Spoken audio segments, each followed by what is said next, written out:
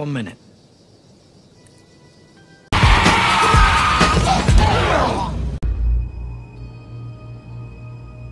Assalamualaikum warahmatullahi wabarakatuh. Hai teman-teman nonton dimanapun kalian berada. Welcome back bersama saya Ama. Kali ini kita akan membahas sebuah film yang dibintangi oleh Jason Statham yang masih muda, yang menceritakan tentang seorang kurir yang amanah tapi dikhianati oleh pelanggannya. Oke, langsung aja ke videonya. Let's go.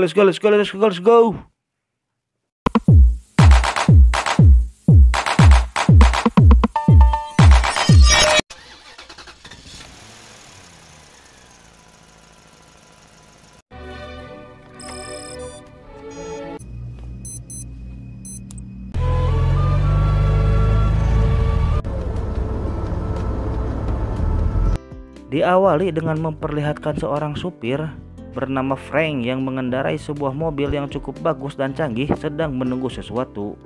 Tiba-tiba muncullah 4 perampok bank membawa barang rampokannya masuk ke mobilnya Frank.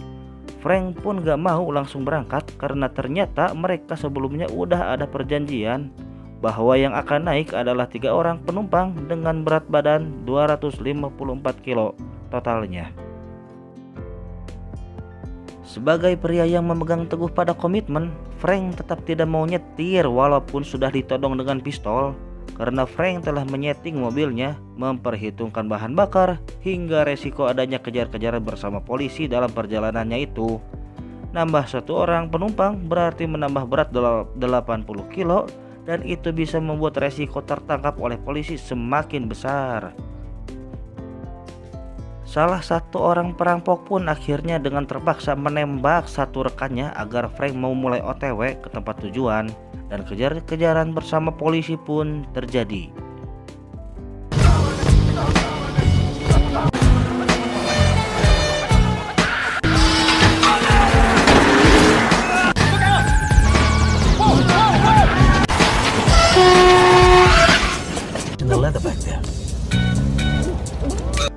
Dengan keahlian nyetir Frank yang di atas rata-rata, ia pun bisa mengecoh para polantas dan tiba di tujuan dengan selamat. Saking teguhnya berpegang pada komitmen, ia gak mau dibayar lebih dan menerima tugas dadakan tanpa ada perjanjian terlebih dahulu. Akhirnya para perampok pun turun dan masuk ke dalam mobil temannya yang sudah dari tadi menunggu.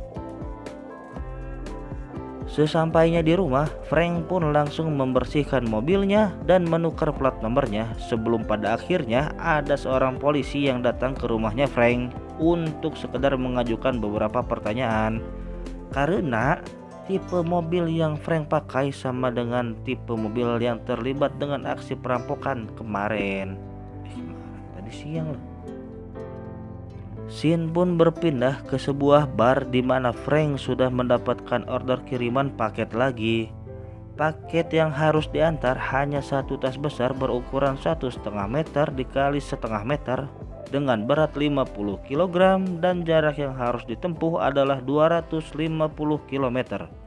Dan Frank pun meminta tarif 40.000 US dollar dengan syarat setengah jadi DP dan sisanya dibayar setelah sampai.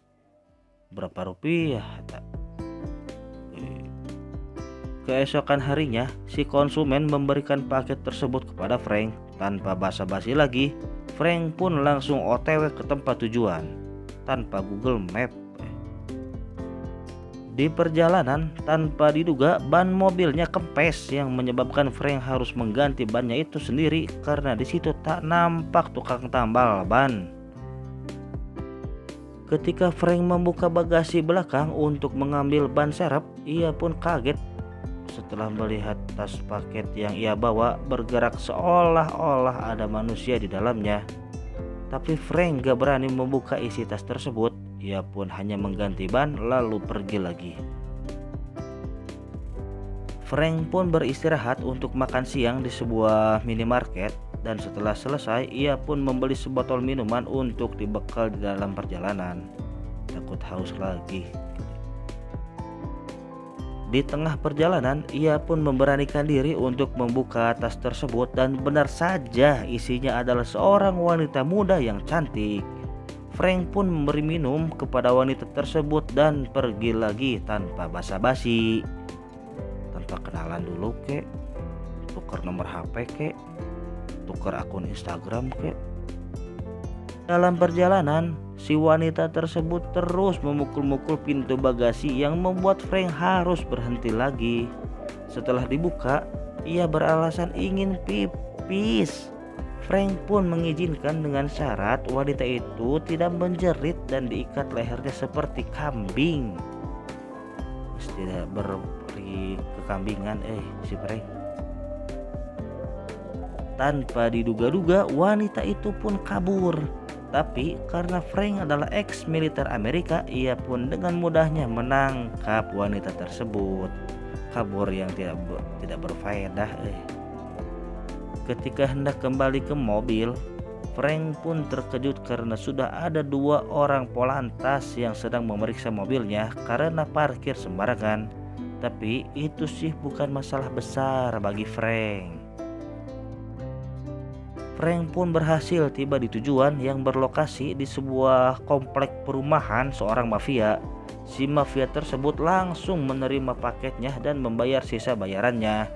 Sebelum pergi lagi, Frank pun diminta untuk mengantarkan sebuah paket berupa sebuah koper ke suatu tempat dan Frank pun menerima tawaran tersebut. Ini udah mulai gak konsisten katanya gak mau tapi sekarang mau. Ketika Frank sedang menuju ke mobilnya setelah isoma atau istirahat sholat makan, tiba-tiba mobilnya meledak yang mengakibatkan Frank terpental dan terbakar emosi. Entah transportasi jenis apa yang ia pakai, tiba-tiba Frank sudah ada di depan rumah mafia yang membayarnya tersebut dengan kondisi marah sekali. Ia pun menghajar seluruh pasukan yang ada di sana. Karena nggak nemu orang yang dicari, Frank pun mencuri sebuah mobil yang ada di garasi sebagai ganti mobilnya yang telah meledak. Di dalam perjalanan, ia dikejutkan dengan kehadiran si wanita yang menjadi paket sebelumnya di jok belakang. Karena nggak tega untuk meninggalkannya di tengah jalan, ia pun akhirnya membawa wanita tersebut ke rumahnya. Dan mereka pun berkenalan. Akhirnya kita tahu wanita tersebut bernama Lai. Kita panggil saja Neng Lai. Si mafia pun pergi ke rumah sakit di mana para awak buahnya yang babak belur dirawat. Ia pun menanyakan siapa pelakunya. Dan salah satu pasukan pun mengatakan bahwa pasukannya adalah si pengirim paket. Di pagi hari yang cerah, saat Frank sudah bangun dari tidurnya, terlihatlah sang wanita yang bernama Neng Lai sudah mempersiapkan sarapan. Ada teh, kopi, dan kue khas Prancis. Pada saat akan mengambil susu di balik pintu, tiba-tiba ada pak polisi yang biasa ke rumahnya Frank sedang menyelidiki kasus mobil di sebuah minimarket. Frank pun mengakui bahwa itu mobil miliknya yang telah dicuri. Karena Frank dan si wanita tersebut sangat responsif ketika ditanya, pak polisi pun akhirnya segera pergi lagi. Ketika Frank dan Neng Lai baru masuk ke dalam rumah, mereka dikejutkan dengan tembakan RPG dan ratusan butir peluru. Beruntung mereka selamat karena keburu lari ke ruang bawah tanah dan dilanjutkan dengan menyelam ke rumah yang lain. Gak tahu ada berapa rumahnya si Frank teh, bisa kayak gitu lintas air pindah rumah. Keesokan harinya, Frank pun melaporkan kejadian tersebut ke kantor polisi. Ketika pak polisi keluar ruangan dan menyuruh Frank dan Neng Lai tak kemana-mana, Neng Lai pun menggunakan komputer kepolisian untuk mencari siapa pemilik mobil yang dicuri oleh Frank, dan keluarlah data bahwa pemiliknya adalah si mafia tersebut. Setelah keluar dari kantor polisi, Frank pun berniat untuk meninggalkan Neng Lai dan memulai semuanya dari awal lagi. Tapi Neng Lai meminta tolong kepada Frank untuk membebaskan 400 orang termasuk ayah dan saudaranya yang dikirim menggunakan kontainer untuk dijadikan budak malam ini juga. Dan yang tahu nomor kontainernya adalah si mafia. Neng Lai dan Frank pun akhirnya datang ke kantornya si mafia. Ketika sedang mengancam si mafia, tiba-tiba ayahnya Neng Lai datang ke kantor yang justru malah membuat Frank bingung karena ternyata ayahnya Neng Lai adalah partner kerjanya si mafia. Dan akhirnya Frank pun berhasil dilumpuhkan karena kebingungannya. Frank pun tersadar di sebuah sel kantor polisi. Di sana ada Pak Polisi yang selalu berkunjung ke rumahnya Frank. Pak Polisi pun menanyakan kebenaran atas apa yang terjadi. Dan Frank pun akhirnya jujur juga jika ada penyelundupan sebanyak 400 orang dari Asia ke Prancis. Frank pun menawarkan diri untuk menyelesaikan misi ini kurang dari 12 jam. Karena Pak Polisi itu tahu benar siapa Frank di masa lampau, akhirnya Frank pun dibebaskan dengan sedikit sandiwara. Dan akhirnya Frank pun pergi dengan restu dari Pak Polisi. Setibanya di sebuah terminal peti kemas, Frank pun menyelinap sambil memeriksa setiap peti kemas yang ada di situ. Neng Lai yang ada di situ terlihat nggak mau ikut serta bersama ayahnya, namun dipaksa hingga ditampar. Ketika para gerombolan penjahat itu mendengar suara tembakan dari Frank, mereka pun mempercepat proses pengirimannya dan menyuruh para pasukannya untuk menghambat Frank. Frank yang berusaha mengejar para kawanan penjahat pun harus sampai buka baju segala, memperlihatkan otot-otot kekarnya sambil menghajar para penjahat kelas tri yang jumlahnya lumayan banyak. Tak masalah, tak masalah.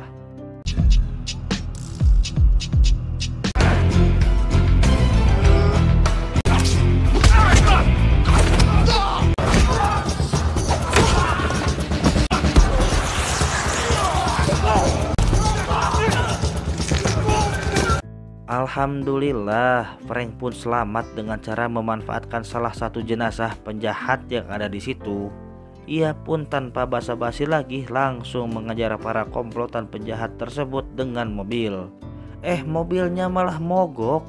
Tanpa putus asa, ia pun lari mengejar pesawat yang mendarat di daerah tersebut dan meminta tumpangan kepada pilotnya dengan sedikit ancaman. Biasalah, biasa. Dengan skill terjun payung yang mumpuni, Frank pun berhasil mendarat di salah satu kontainer dan berhasil menyingkirkan supirnya. Namun si mafia dan komplotannya tak tinggal diam, sehingga menyebabkan pertarungan plus kejar-kejaran pun terjadi.